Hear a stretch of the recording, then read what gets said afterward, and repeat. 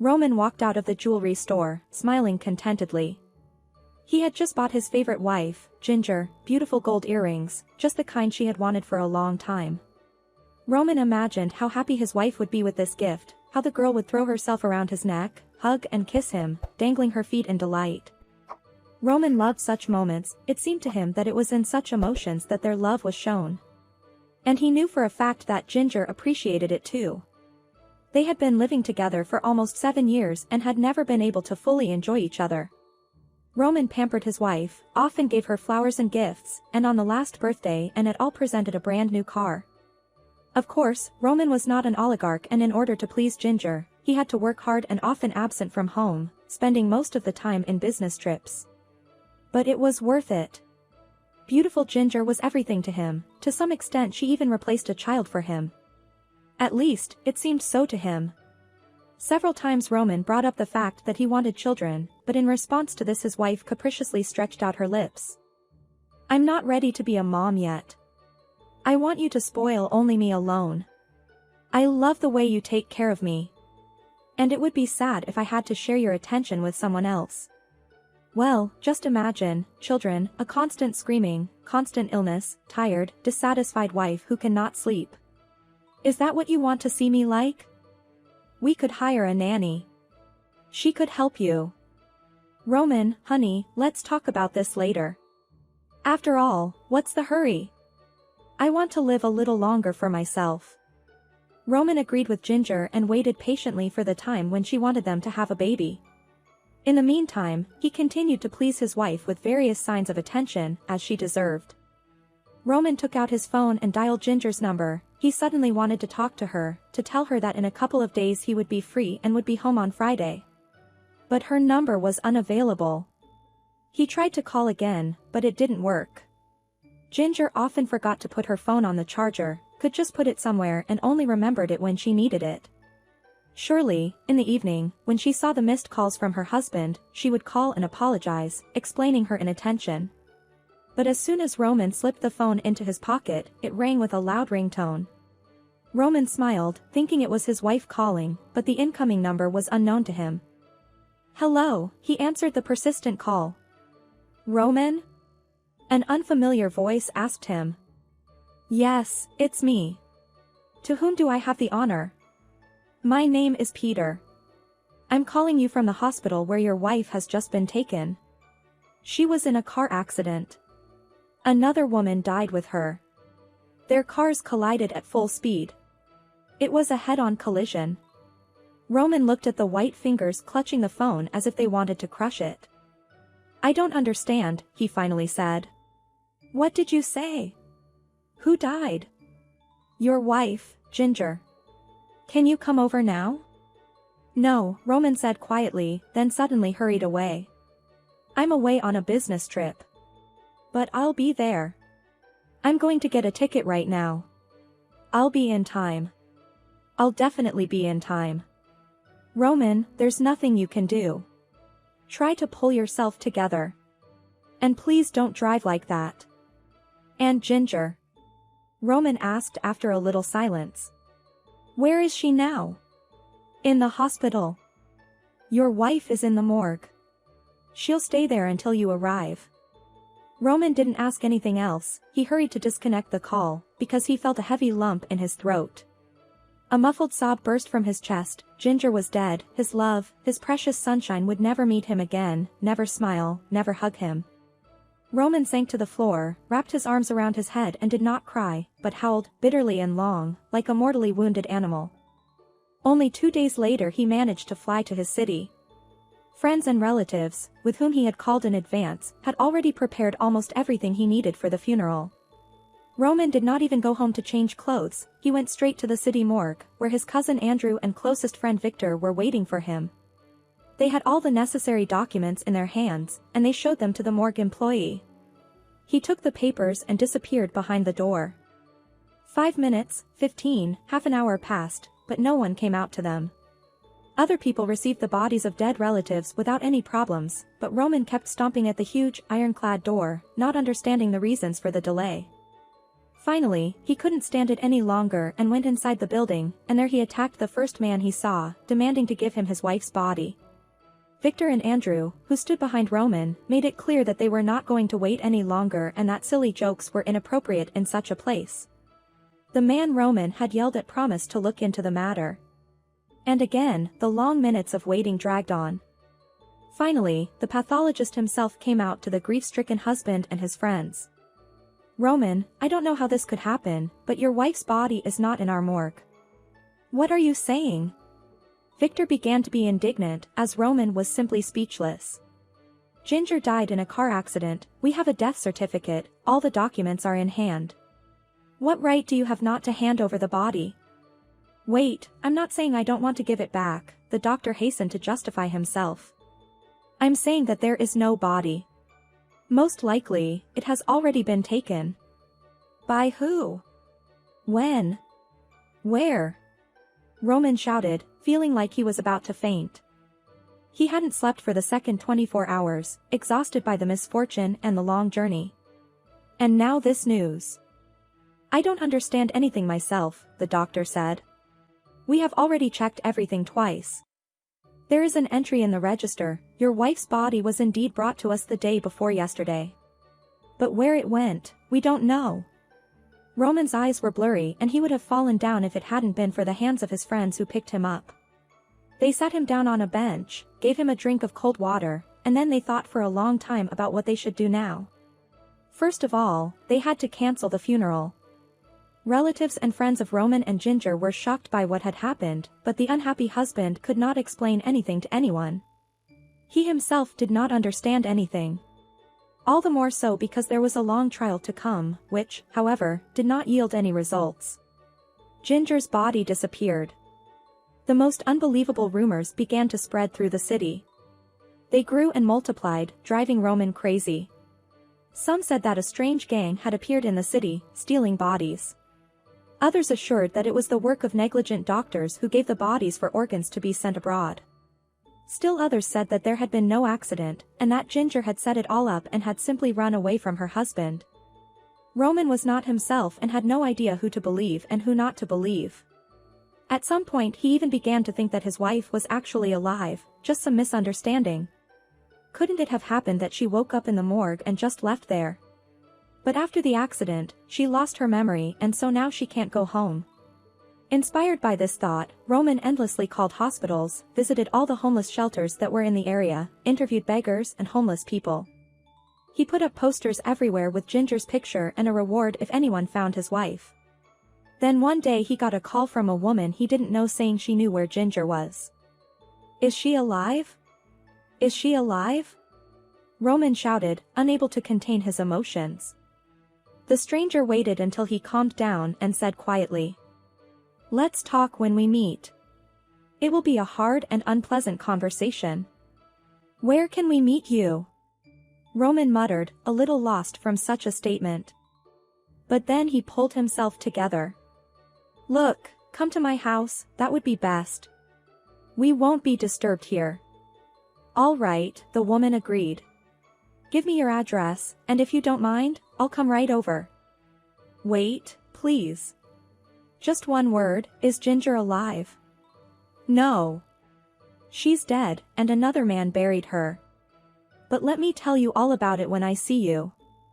Not half an hour later, Roman opened the door for her, looking with interest at a still young woman who could hardly have been 30. "My name is Kate," she said, and after a moment's silence, she added, "I saw your advertisement for your wife. I decided to call you.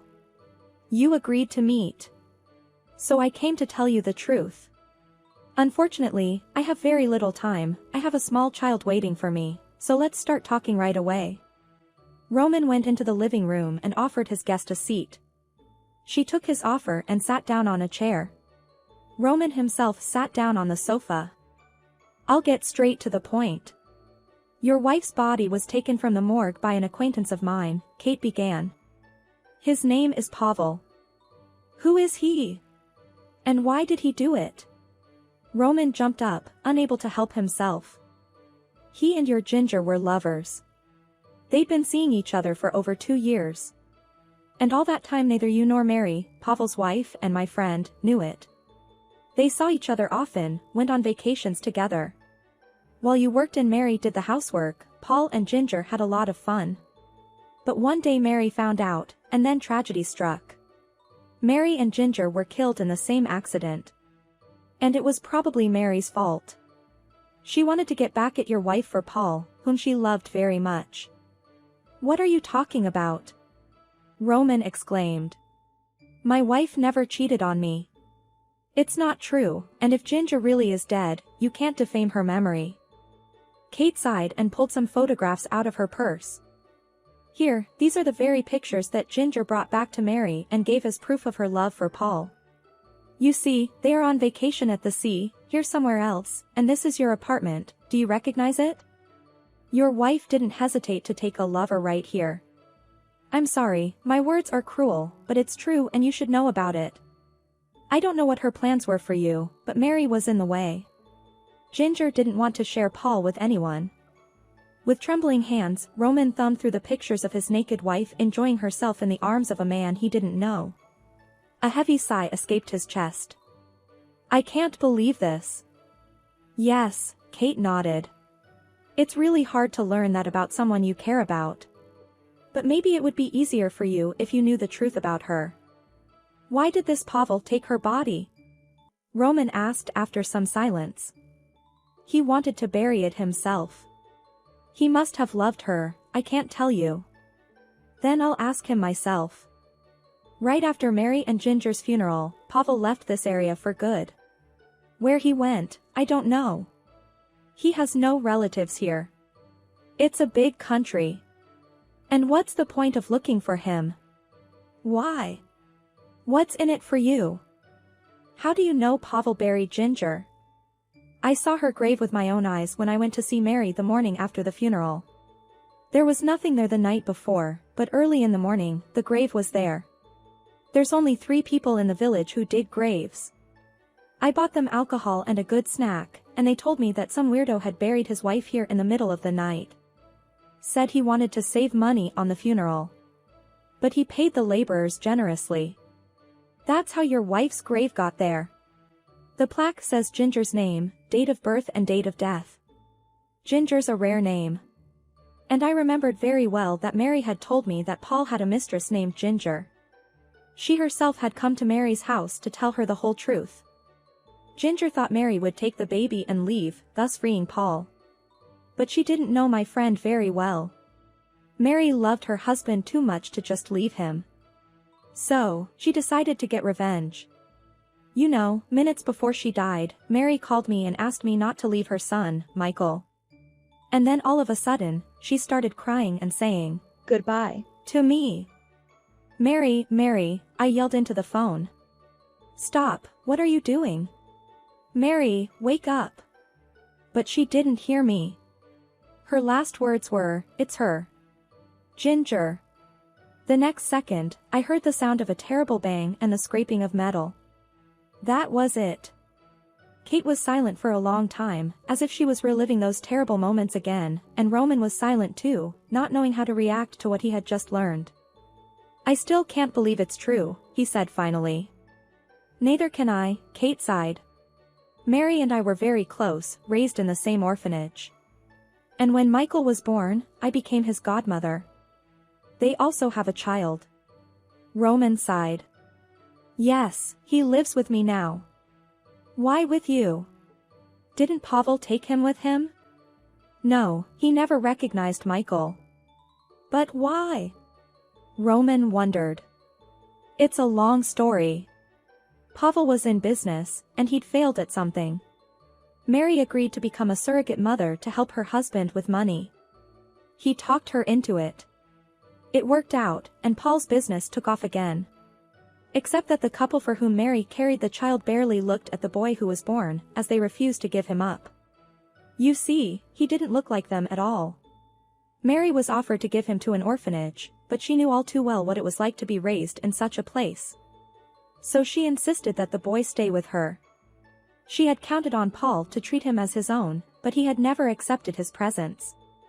Roman clutched his head with his hands. I'm going crazy with all this. Okay, Kate, let me walk you out. I need to be alone. Wait, let me get the money. You told me all this to get a reward. No, Kate shook her head, I just didn't want you to suffer for nothing. Ginger wasn't worthy of you. I'm sorry to tell you that. And I don't want your money. Goodbye. Wait a minute, but you can't do that. I promised to pay you. You didn't promise me anything, Roman. And I'm sorry for barging in like this and disturbing your soul. Have a nice day. Kate left, and Roman stood in the middle of the hallway for a long moment, staring at the door as it closed behind her. Then memories came flooding back to him. Here was Ginger talking about how she dreamed of going to the sea, and he excused himself by saying that he couldn't take a vacation right now. She got upset, cried like a little hurt girl, and his heart instantly melted. He couldn't stand her tears. And then he began to persuade her to go on vacation alone. He ordered a room in a good boarding house, bought tickets, paid for everything. Ginger was happy as a baby. But in fact, she laughed at him, knowing that she would not go there alone, but with this Paul. When he called her, she often didn't pick up the phone and then excused herself for her inattention. And now it was clear to him, at this time, she was having fun with another man's husband and did not want to be disturbed. And the children. She didn't want children because she didn't know who could get her pregnant. Or maybe it was just that a child could prevent her from enjoying the life that two men were providing for her at once. Roman walked to the kitchen and grabbed a large garbage bag and began throwing Ginger's pictures and all of her favorite things that filled his apartment into it. After an hour, he took everything out to the vacant lot and lit a big bonfire there, and then he sat for a long time watching the past life and the love he had so carefully kept in his heart burn in its flames. 3 months passed. All this time Roman's friends did not leave him alone, supported him and tried in every possible way to distract him from heavy thoughts. In addition, he was completely immersed in work and almost never at home, because the empty walls of the apartment pressed on him. And then one morning Roman woke up with the thought that he should try to start over.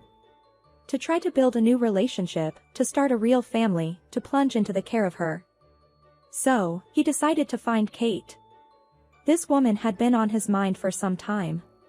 He liked her honesty and openness, as well as seriousness and kindness. She'd taken in her friend's son without a second thought, and it was the kind of thing not everyone dares to do.